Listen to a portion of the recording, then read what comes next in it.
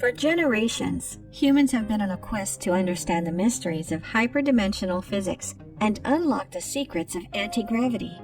Many scientists consider anti-gravitational technology to be the holy grail of the 21st century, a single technology that will completely change human civilization and bring about a new age on Earth and beyond. That such technology is possible is backed up by the countless UFO videos and sightings all around the world. Recently, even the United States Navy released mysterious footage of a UFO encountered by Navy pilots.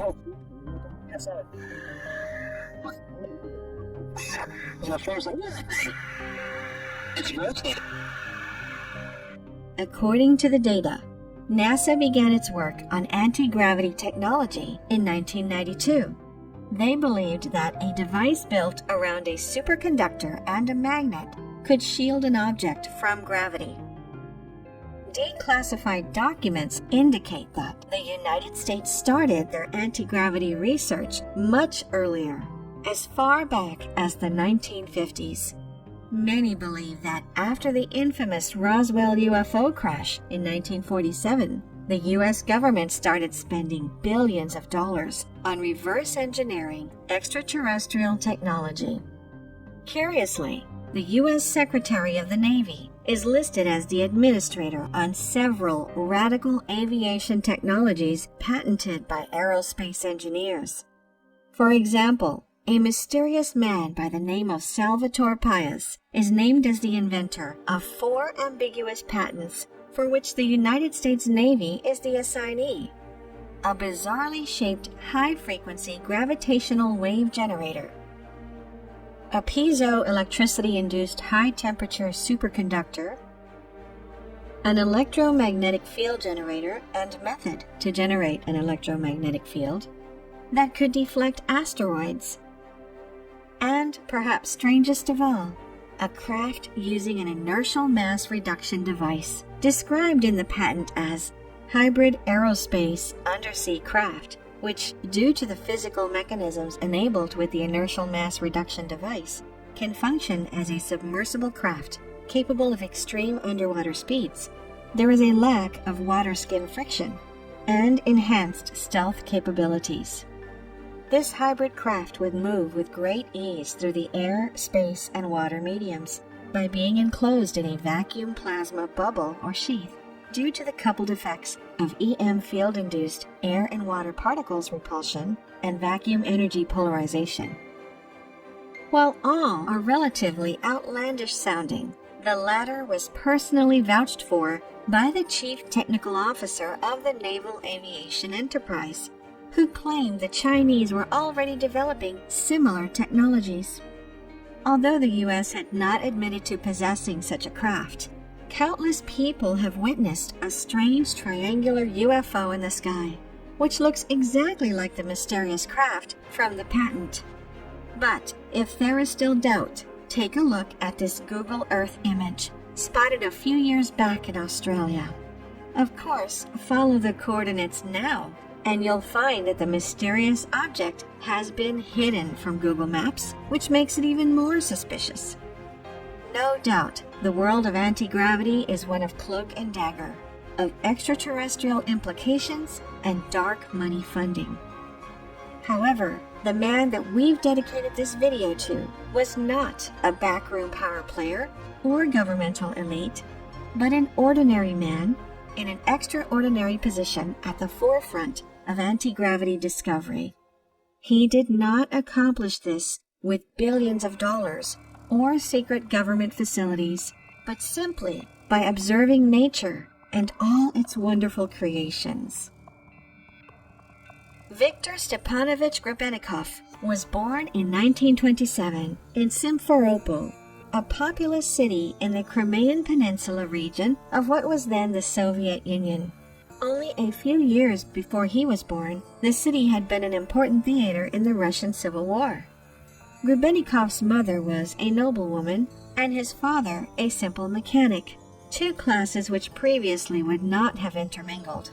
For his part, Grebennikov was an intelligent, curious young man and he became among the first of a new educated generation. It was this education that led him, as an adult, to Novosibirsk, on the southern tip of the western Siberian plain. There, Grebennikov took to a wide range of interests, becoming a scientist, specifically an entomologist, which is the study of insects, but also a naturalist, painter, and rugged outdoorsman. He may also have been a poet, judging by how he described the natural beauty of the Siberian steppe, as he wrote, "A quiet evening in the steppe. The sun's red disk has already touched the faraway misty horizon. Pods of ducks gleam over the evening lake. Sandpipers are also heard in the distance. The high pearl-colored sky stretches over the calming world of the steppe. How good it is to be out here in the open country." It was this love affair with nature, far from the stuffy offices and thick books usually associated with scientists, which sent Grebennikov down the path of discovery that would define his life. It happened almost entirely by chance one evening in the early 1980s. Grebennikov was engaged in his favorite pastime, roaming the vast steppe along with his intent to camp under the stars. As he laid his head on a makeshift pillow, Grebennikov was overcome with an unpleasant feeling, a headache, ringing ears, and a metallic taste in his mouth. He realized that he had set up camp on top of an underground bee city, that, in fact, in his own words, the entire steppe is dappled with their holes like Swiss cheese, and in places almost like a sponge. What could this mean? Grebennikov wondered. He returned to the spot 4 more times, through varying weather and times of day, and each time found the results the same. He noted that 5 meters away from the boundary of the bee city, he felt no effects. But as soon as he entered the area, he felt similarly unpleasant.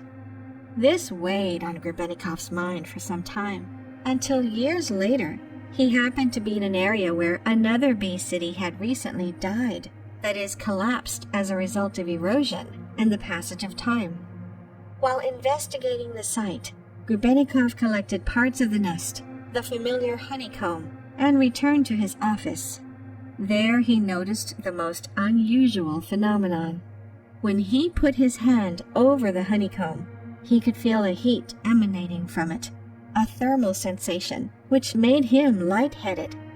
He got others to try, and they reported similarly feeling heat or cold wind, having numbness in their fingers, or feeling as though their hand was being pushed around. Most peculiar, the cause of this could not be measured by any traditional scientific device.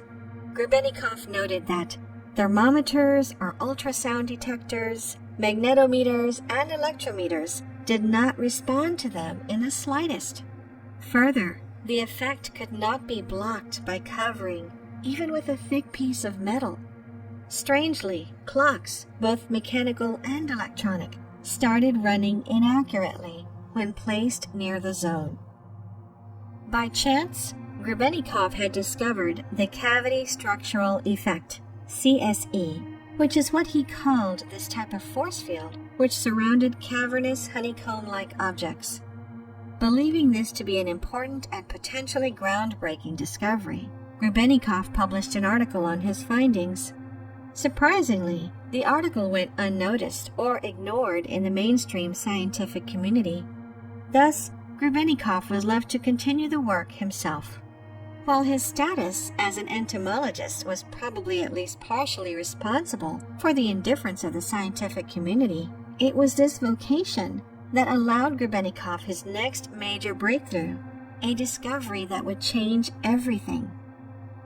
In 1988, Grebennikov was examining the chitin shells of insects under a microscope when he noticed what he called an unusually rhythmic, extremely ordered, incomparable honeycomb, solid multidimensional composition, which looked as if it was pressed by some complicated automatic machine. As he moved deeper into study, something extraordinary happened. As Grebennikov described, I was about to place a second identical plate with the same unusual cell structure on its underside, almost purposely on top of the first one. But then, the little plate came loose from my tweezers, hung suspended above the other plate on the microscope stage for a few seconds, then turned a few degrees clockwise and swung, and only then it abruptly fell on the desk. When I came to my senses, I tied a few panels together with a wire, and it wasn't an easy thing to do. I succeeded only when I positioned them vertically. What I got was a multi-layered chitin block, and I placed it on the desk. Even a relatively large object, such as a thumbtack, would not fall on it. Something pushed it up and aside. When I attached the tack on top of the block, I witnessed incredible, impossible things. The tack would disappear from sight for a few moments. That was when I realized that this was no beacon, but something entirely different. This incredible discovery got Grebennikov thinking. Science suggested that some bugs should be too big to fly, based on the size of their wings and the speed of their wings' beat. Was the cavity structural effect caused by this incomparable honeycomb, creating some sort of anti-gravity field, allowing the bugs to defy physics and fly? Were the bugs, in fact, not flying at all, but levitating? Following this line of thought and the works of past scientists like Nikola Tesla, Grebennikov set about trying to create some sort of anti-gravitational vehicle. For years he toiled, pouring heart and soul into the project, until finally he came up with something possessing apparently amazing characteristics.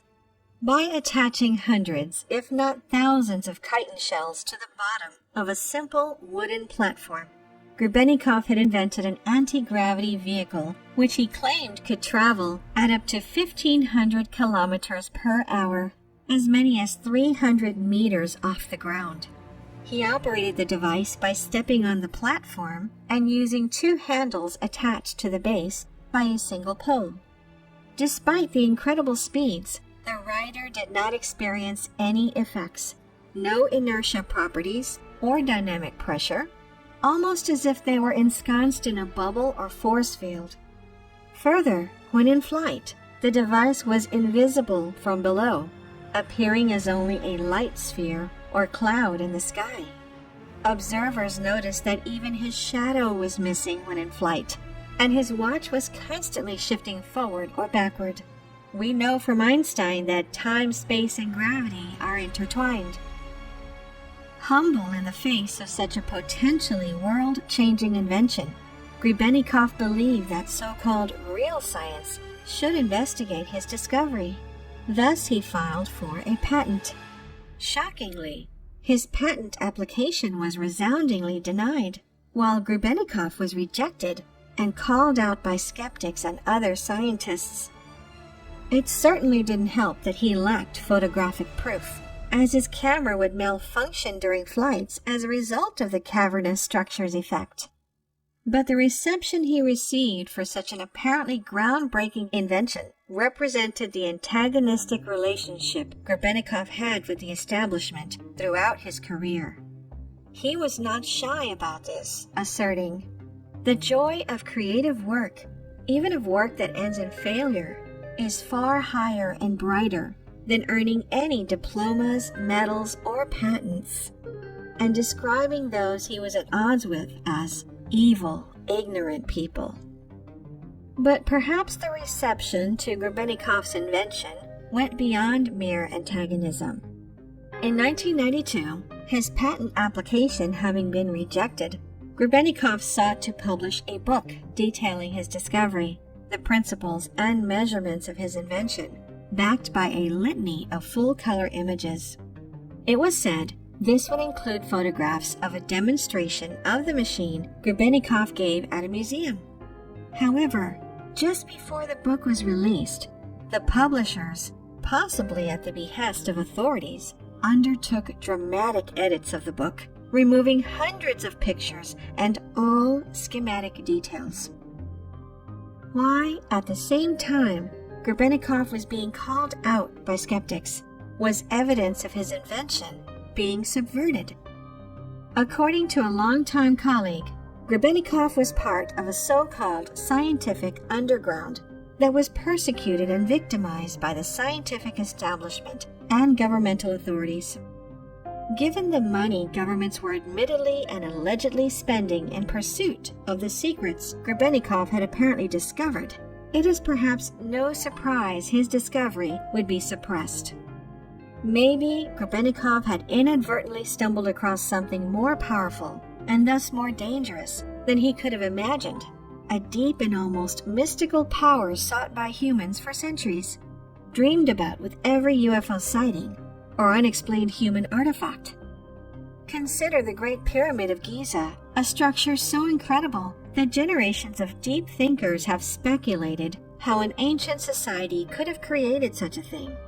It is a mystery so inexplicable that some have suggested the ancients must have had access to some sort of alien technology. This might not be as far-fetched as it sounds.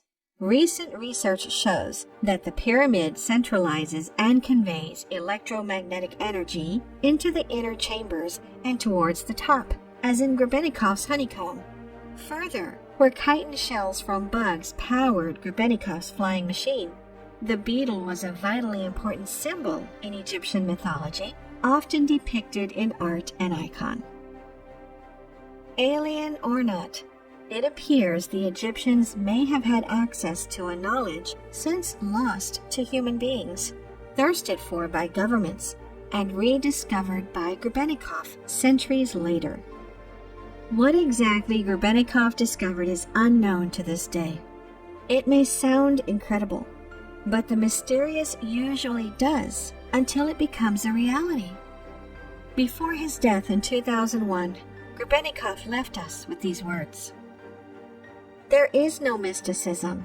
The thing is simply that we humans still know little of the universe which, as we see, not always accepts our all too human rules, assumptions, and orders." Thank you for watching. If you enjoyed the video, please hit the like button. And if you're new, press subscribe and the bell next to it for future notifications.